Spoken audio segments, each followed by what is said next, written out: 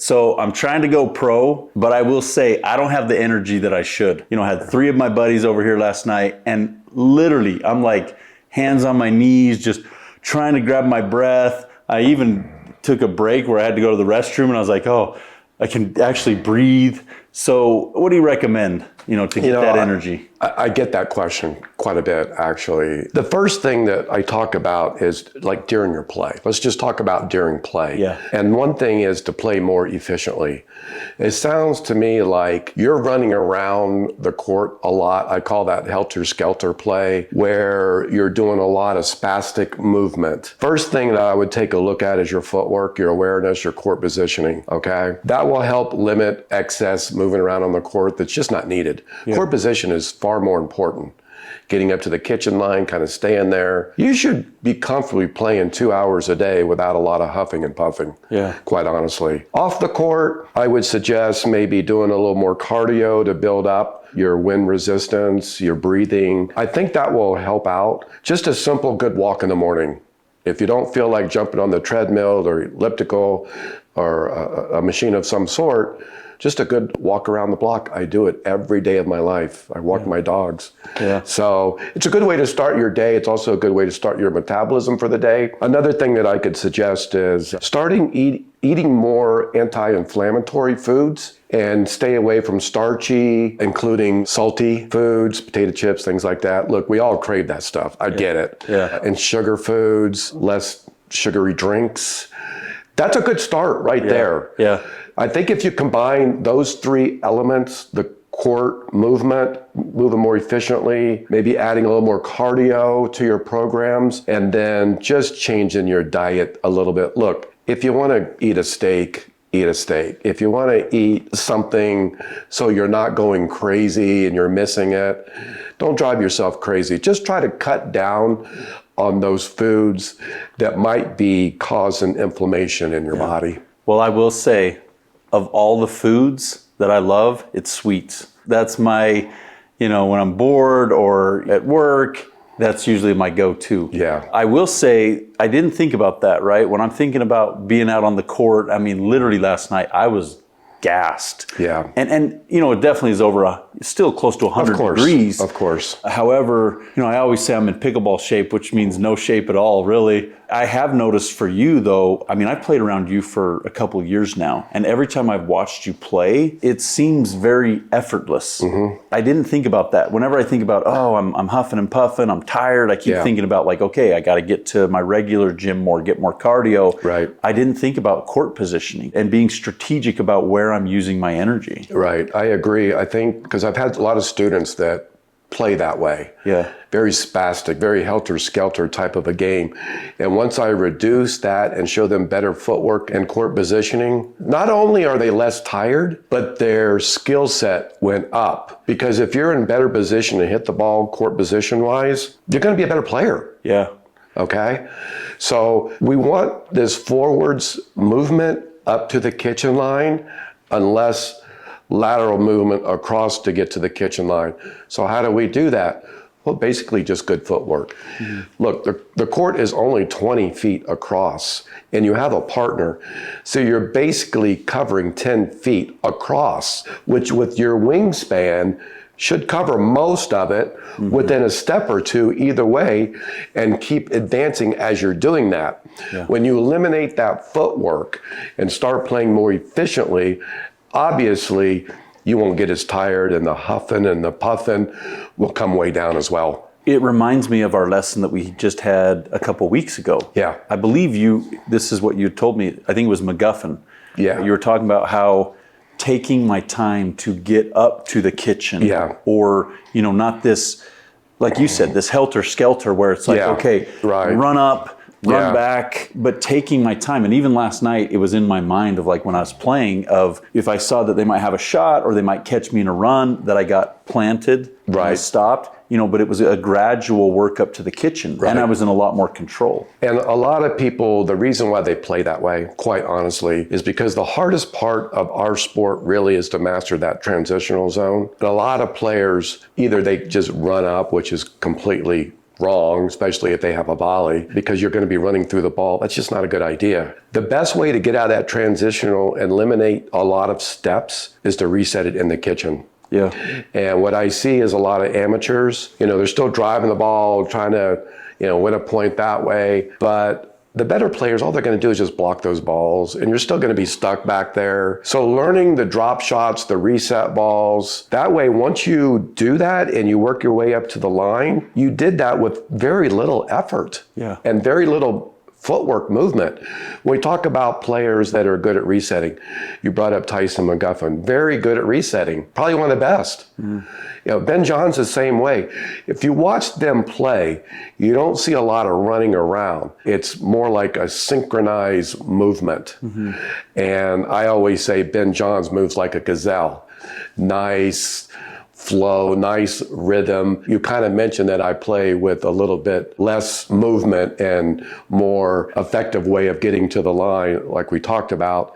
That's what they're doing. I'm just following their footsteps. Now, obviously, I've been delaying the game, a little bit longer than a Ben John's, but his pickleball IQ is very, very high. And he's learned to master that game of how to do a perfect drop into the kitchen, location-wise and low, and advance to the kitchen line with very little movement or steps. They play the game very efficiently. Yeah. And you'll find that once you start making good drops into the kitchen and come up, even if a rally lasts 30, 40, 50 hits, at the end of that rally, you really won't be that tired. Yeah, that makes sense. I mean, it does. So here's what it is for me. I grew up playing basketball, and I played a lot of basketball, right? Sometimes 3, 4, 5 times a week. I mean, that's when I was single. However, I remember thinking I'm in great shape because I play a lot of basketball. And then I remember I had played like co-ed soccer, and I was gassed. And I'm kind of having that same epiphany with basketball. It's a lot of like stop, go, not full-blown like cardio. And I'm noticing that with pickleball too. I know pickleball and pickleball alone is not going to get me like cardio or in shape. I guess here's the question. I want to win a senior pro tournament, right? You've done it 13 times, right? As far as like weight, how much does that come into play, right? Like this is, I weigh the most that I've ever weighed. How much does that come into play? Well, the thing is, in our sport, you don't have to be in perfect shape. I mean, the young pros, they work hard at it and all that. Senior pros, not so much that we're in the gym 6, 8 hours a day.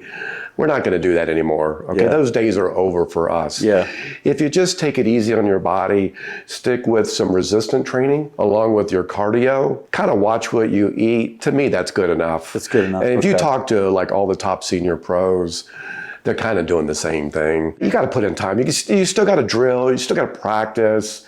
I mean, if you want to be a pro, you got to do all the things the pros do. So if you just follow kind of those top 3 things that I gave you, I think if you just stick to that, I think you'll be fine. It's good enough. Yeah. Well, when I wake up in the morning and I have limited time, just like everybody, right? Right. I have to pick and choose what my schedule looks like for the day, right? I got my sports construction company. I have 4 kids at home. So when I wake up in the morning and I'm thinking, okay, do I want to go to the gym and run on a treadmill, or do I want to play pickleball? Right.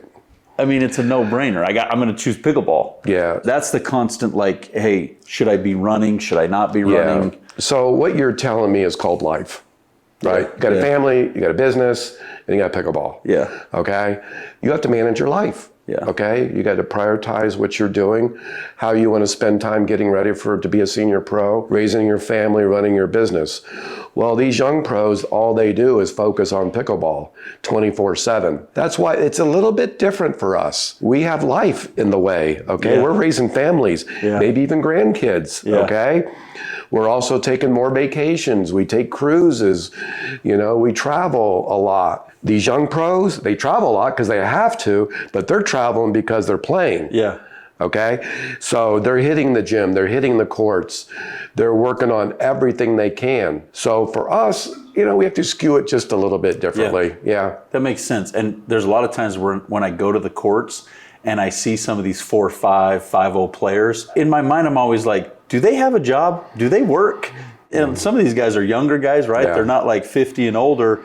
I always wonder, I'm like, what do they do, right? Because they're playing like a pro, right? Yeah. They're playing every day, just all day. Well, some of them just have natural ability that God gave them, and they're out there, they're drawn in because we know the addiction is real with pickleball. Yeah. And you see, they don't even practice, they don't drill, but yet they go out there and they're like, holy crap, how are they so good? So they just have natural ability, probably more so because of the previous sports that they played. I'm a former racquetball player, ping pong player. They call it table tennis now. And I excelled at those sports, but I played other sports too. Yeah. Football, baseball, basketball, even a little bit of tennis here and there. And I think the accumulation of all of that has really helped me get really good at pickleball. Yeah. And when I say really good, I mean like good enough to play at the senior pro level. But I never ever think that I'm there yet. I'm always thriving to be better than what I am. And I always say, always be better than yesterday. The other thing that I always say is always be 1% better than yesterday. Either one is fine. Just try to work on things to be a little bit better each day. And then it all comes together. Now, let me tell you the reason why I say it that way is because there's a lot of nuances of the game, a ton, okay? Our game is played at the kitchen line, as you're aware of. And look at all the shots you have to learn. The resets, the dinks, the speed ups, the blocks, the attacks, the counter-attacking, overheads, resetting again, going to get a lob, lobbing yourself, how to deal with transitional, drop, drive, moving up together. Yeah. There's so many nuances of the game. So kind of pick and choose what you want to learn each day. Yeah. And stay with that. Let's say one day you pick cross-court dinking. Whether I'm on the left side or right side, doesn't matter. I'm going to work on that. Next day, you know what? I'm going to focus on blocking. I'm going to focus on the bangers when they drive the ball, whether I'm going to reset it, block it, or punch volley, or an overhead. I'm just going to work on all those volleys today.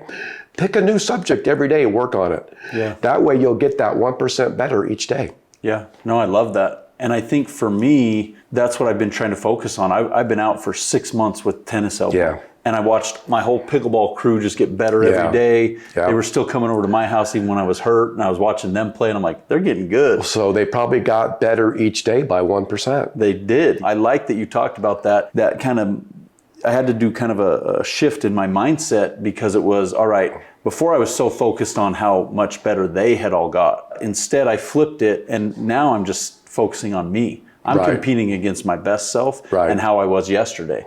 And so I'm like, all right, my dinking's getting better, my drops are getting better. And now it's that whole inward focus or outward focus. Yeah, I tell players all the time, don't focus on what other people are doing. Yeah. Other players are doing.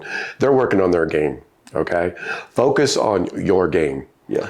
Okay, like I said, maybe pick 1 or 2 categories a day to work on, and then stay with it. Yeah. The wins and losses don't matter in rec play.